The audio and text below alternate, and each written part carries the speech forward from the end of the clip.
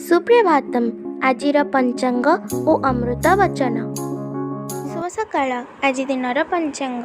आज श्री श्वेतवराह कल्पर वैवस्वत मन्वंतर द्वितीयपरार्ध दक्षिणायन शरत ऋतु भाद्रव मास अमावास्या तिथि मंगलवार चुकाब्द 5126 विक्रम संवत 2081 सेप्टेम्बर मासर 3 तारिख।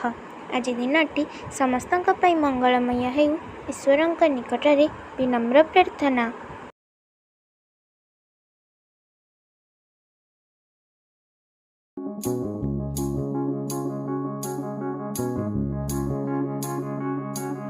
तृणठरु जेहु नीच होई तरु परि जे सहिष्णुता होई अमानिया को जे दियई मान शेषी न जानई हरि कीर्तन।